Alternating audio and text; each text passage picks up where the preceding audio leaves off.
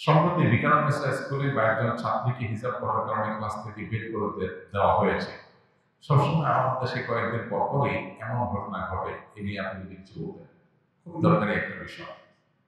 সকল দল মতের মুসলমান, আপনি কি সিরাতের নবীর লোক না মিলাদের নবীর লোক, আপনি কি জামাতের লোক না তবলিগের লোক, এসব পার্থক্য না করে সকল মুসলিমদের এই ইস্যুটার মীমাংসা করাটা অতি জরুরি হয়ে গেছে।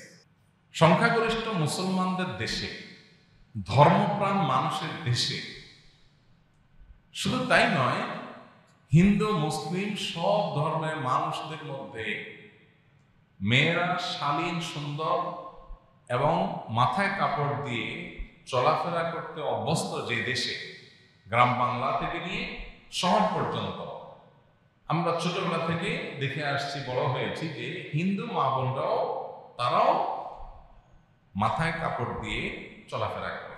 কি বলেন, গ্রামে গঞ্জে তারা কি পশ্চিমা স্টাইলে কাপড় চোপড় করতে অভ্যস্ত হিন্দুরা? না। তাহলে এই দেশের কমন কালচার, মুসলিম হিন্দু সব ধরনের মানুষের কমন কালচার হলো নারীরা শালীন সুন্দর পোশাক, মাথায় কাপড় দিয়ে চলাফেরা করতে তারা অভ্যস্ত। এটাই আমাদের কৃষ্টি, এটা আমাদের কালচার।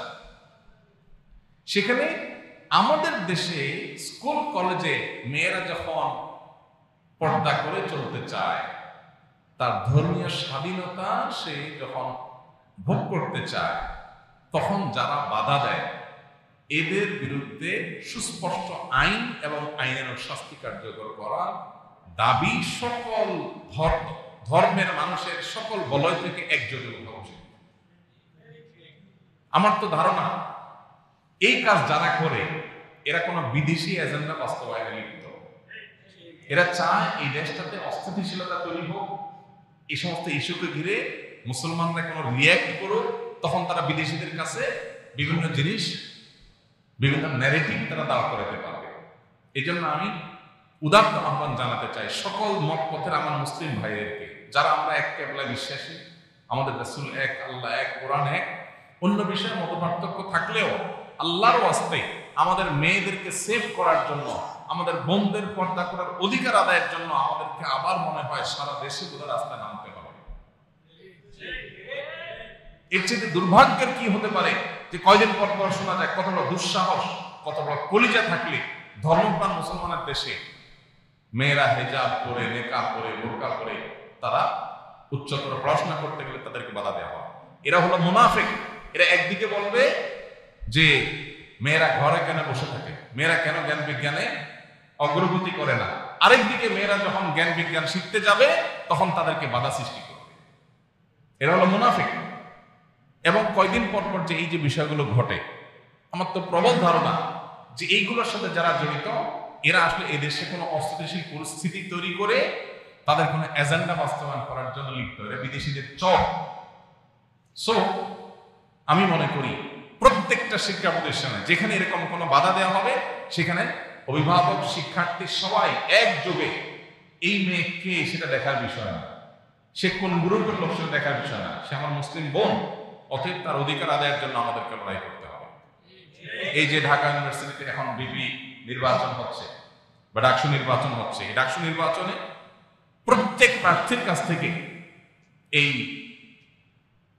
কথা আদায় করা উচিত, এই ঘোষণা আদায় করে নেওয়া উচিত যে ধর্ম পালন করতে গিয়ে শুধু মুসলমানদের না, মুসলমান, হিন্দু, খ্রিস্টান কোনো ব্যক্তি এই শিক্ষা প্রতিষ্ঠানে তার ধর্মের নির্দেশ পালন করতে গিয়ে কারো দ্বারা বাধাগ্রস্ত হতে পারবে না, কোনো মেয়ে হিজাব পরার কারণে নাজেহাল হতে পারবে না। এই পরিবেশ নিশ্চিত করতে হবে। আমাদের দেশে এই জিনিসটার স্থায়ী সমাধান দরকার। একবারে সর্বোচ্চ জায়গা থেকে রীতিমতো ঘোষণা আসা দরকার যে শিক্ষা প্রতিষ্ঠানের ড্রেস কোডের নামে আপনি কোনো মেয়েকে পর্দা, বোরকা পড়তে বাধা দিতে পারবেন না। ভারতের মতো দেশে তাদের সেনাবাহিনীর ড্রেস কোডের চাইতে কড়া ড্রেস কোড তার আপনার স্কুল কলেজে নেই আছে। সেনাবাহিনীর ড্রেস কোড যতটা কঠিনভাবে মানতে হয়, স্কুল কলেজে কি এরকম মানতে হয়? সেখানে সেনাবাহিনীর ড্রেস কোড এত কড়া থাকা সত্ত্বেও তাদের দেশে সেনাবাহিনীর ড্রেস কোড এর মধ্যে থেকেও সেখানে শিখরা তাদের পাগড়ি পড়তে পারে না? আমেরিকার মতো দেশে পারে। তাহলে আমাদের দেশে শিক্ষা প্রতিষ্ঠানে কোনো মেয়ে তাকে তো বাধ্য করছে না কেউ, স্বেচ্ছায় সে যদি বোরকা পরে, সে যদি হাত মোজা পা মোজা পরে, সে যদি আপনার হিজাব মেকআপ করে, তাহলে তাকে বাধা দেওয়ার অধিকার আপনাকে কে দিয়েছে? হ্যাঁ, আপনি বলবেন আইডেন্টিটিতে সমস্যা হয়, আইডেন্টিটি এটা ইয়ে করার জন্য, চেক করার জন্য দরকার হলে যেখানে মহিলা আছে মহিলা দিয়ে মহিলা চেক করবেন, সমস্যা কোথায়?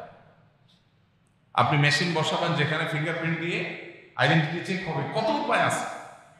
অতএব আমি রাষ্ট্রের সর্বোচ্চ পর্যায়ের কর্তা ব্যক্তিদের কাছে অনুরোধ করব, দেশকে স্থিতিশীল রাখবার প্রয়োজনে ধর্মপ্রাণ মানুষের মনে যেন আঘাত না হয়, তারা যেন সংক্ষুব্ধ না হয় সে প্রয়োজনে, এবং কেউ যাতে গোলাপানিতে মাছ শিকার করার সুযোগ না পায় সে প্রয়োজনে এই ইস্যুটার একটা স্থায়ী সমাধান দরকার।